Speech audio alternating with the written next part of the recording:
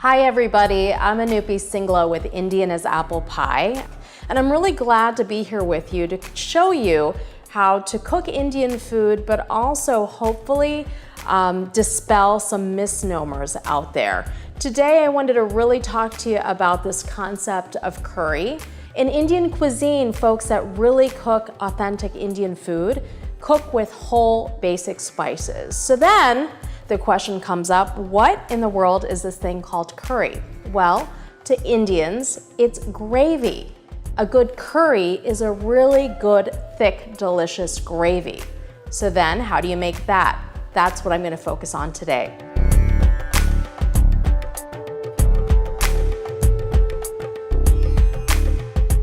To make a really good curry or gravy, you need a couple of key ingredients, including things that you probably already have in the refrigerator: onions, ginger, garlic, tomato, and chilies. So let's grab your onion first. And the key with onions is you don't want to use onions that are overly sweet for Indian cuisine. You want something that is a yellow onion, maybe even a red onion. So I've got one large onion here, and I'm just going to go ahead and get it into my food processor and grind it down. And then let's pull that out and put that in a bowl to the side. And what we'll do is just go through and do that with your other ingredients as well.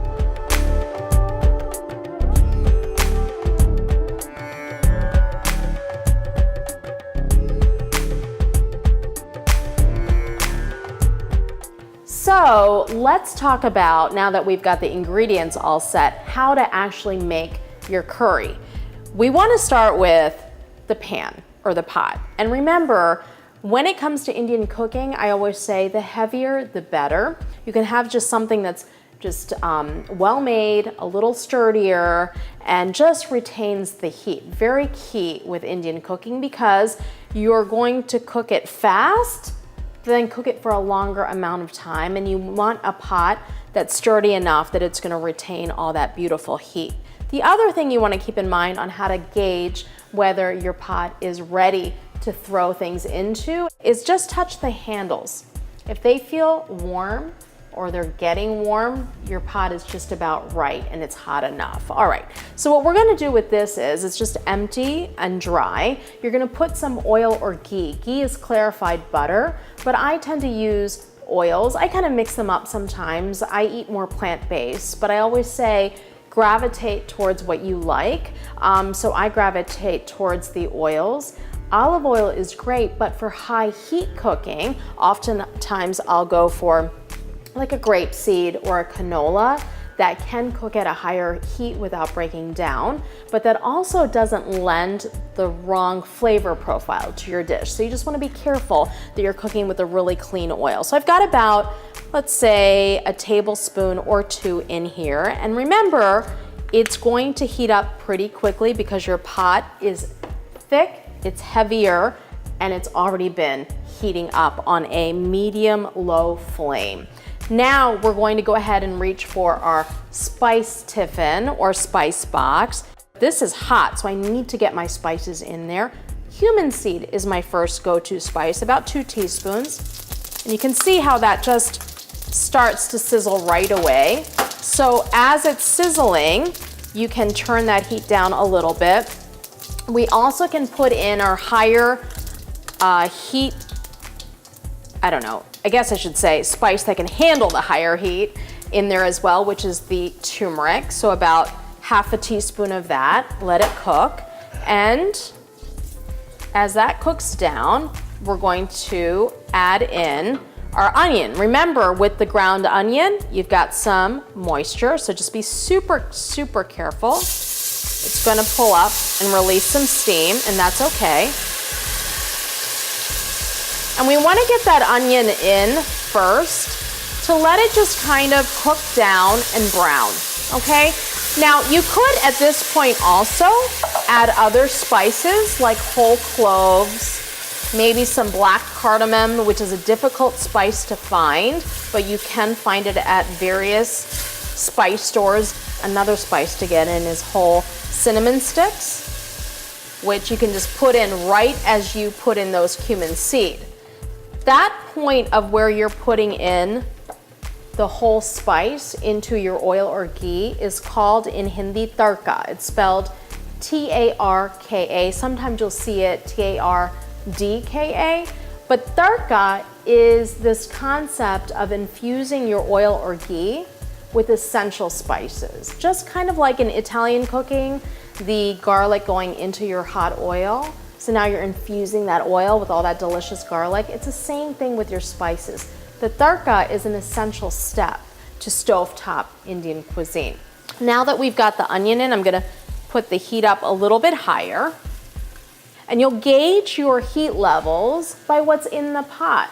So if it looks like it's drying up a bit, that's okay. Turn the heat down a little, maybe add a little moisture with some water, and you should be good to go. So it's cooking up nicely. I'd say about another minute cooking like this. So as that cooks, we want to go ahead and add our second and third layer of flavor, which is the ginger and the garlic. So we're going to grab that and put that right in and let that cook, cook, cook. And again, that's going to be another couple minutes of cooking and browning.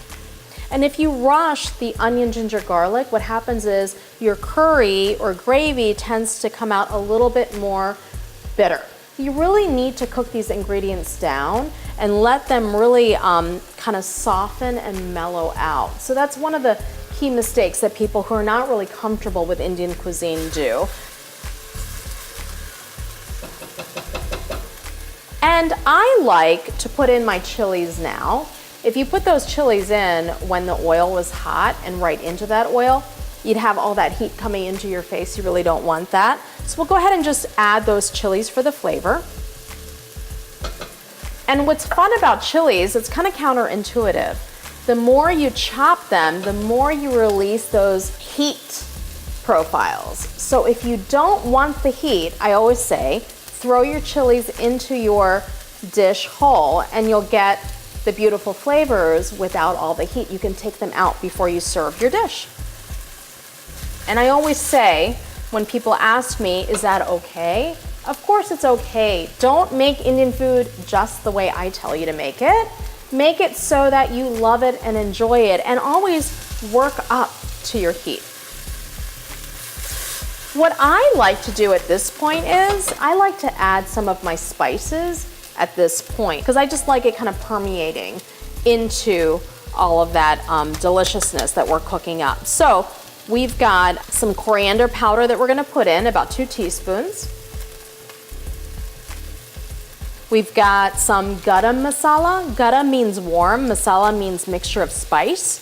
And it's a delicious blend of various spices, including cumin, coriander, cinnamon, and it's just kind of like your general sort of spice blend to use in North Indian cuisine. Really important if you want to make North Indian cuisine right, to have a garam masala on hand. And then I want to put in some of my cayenne or red chili powder. That gives us another kick. Again, 2 teaspoons of that. And what I've noticed now is that as my mixture cooks, it's drying a little bit on the edges. So I always keep some water. I like a kettle that'll boil my water. And I was like putting in about a tablespoon or 2 to pull away all of that stuff that's cooking on the edges. So as this is cooking, you'll start to smell the aroma coming off. That's when you know it's getting to the point of cooking through and getting to the consistency that you want. All right, so all of this so far, I think extremely doable. So we've got that cooked up nice. It's like this paste almost. And now what we're gonna do is add some moisture in the form of tomatoes. So we've got this ground down tomato, and that's gonna go right in. And look at that moisture, right? So that's gonna kind of loosen up everything that we've cooked up so far. Let's turn that heat up a tiny, tiny bit, and let's just let it cook through. Notice though, I have not added the salt yet. I kind of like to wait until the end because salt tends to pull moisture out of your ingredients. So let's not do that quite yet. Let's just kind of add that at the very end if we can. Now, instead of saying, I cook curries, I always love to say, I build curries, right? So now we've got a base level of flavor, another layer because we added the spices, and now what we're gonna do is really pull it all together by adding moisture, water to it.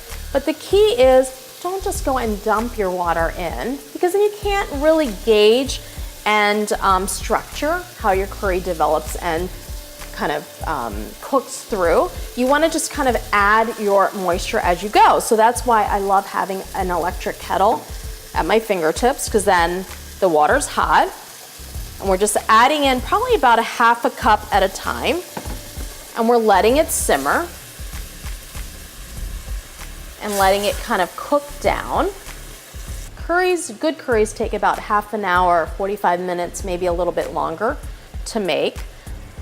It's funny because there's such a misconception about what curry is. And the reason why in Indian cuisine, we really don't even use the word curry is because every dish that we cook has a separate name in Hindi attached to it. So if you're gonna go and get a curried chickpea, it's a chana masala. If you're gonna go and eat cheese peas curry, right?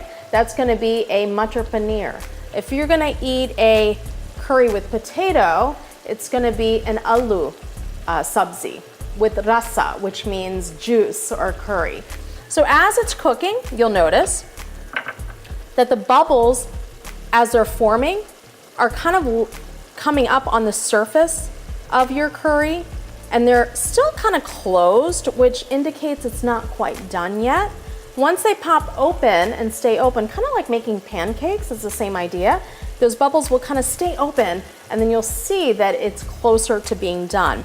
What I want to do though is, because it's thickening and I don't want it to burn and I want it to loosen up a tiny bit more, I'm going to add a little bit more water, just about a half cup, maybe less. There we go. And that will simmer down for another 15 minutes, 20 minutes, depending on how much time you have. And what we'll do is, let's add the salt now, about a tablespoon. Maybe a little less if you don't want as much salt, and that's okay. And that is essentially how to build your curry.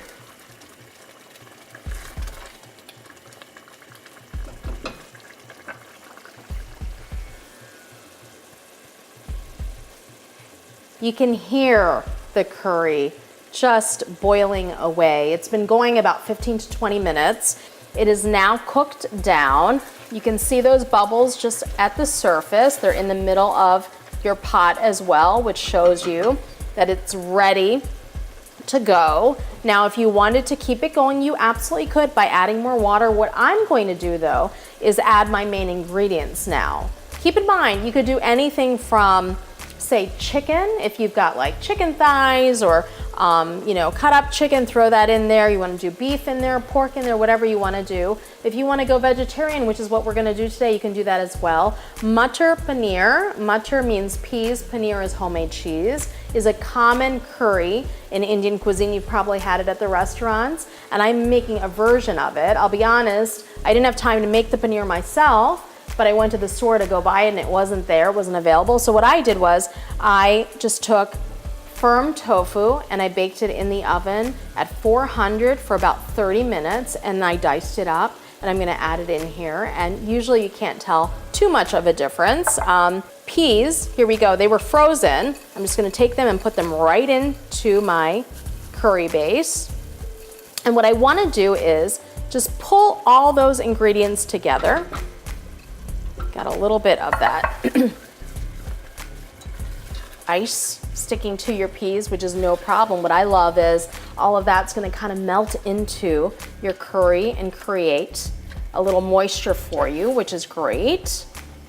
And we're gonna turn this heat up to a medium high. And then what we'll do is, let's add in your protein. Now again, this is the firm tofu that's been baked. If you had the paneer, that's fine. If you had chicken now at this point, add that in, no problem. We're gonna just mix this through and cook it up. And not for very long, just for a minute or two. And I always like to round it out. It makes me feel better, I guess. It's just something I've seen my mom do, and so I do it. I like to round it out with just a little bit more garam masala, maybe about half a teaspoon to a teaspoon, not a ton, a little bit more red chili. And again, this is the beauty of Indian, it's so forgiving. So if that's too much spice for you or too much flavor, don't do that. No problem at all. Now, what you wanna do, what really creates that delicious sauce that's gonna be doled out and put over your rice or used to dip your bread into for that brothiness, add water. And typically for this amount of volume of food, I gravitate towards about 3 to 4 cups, maybe 5 cups of water. So this, again, from my kettle was already hot, so we're not pulling the cooking temperature down too much. We're gonna pour that right in. And the key on that is, we're gonna let it cook for just a minute, and then we'll turn the heat down to a simmer, put our lid on slightly ajar, and you'll let that cook for 15 to 20 minutes. And that essentially is how you make an Indian curry.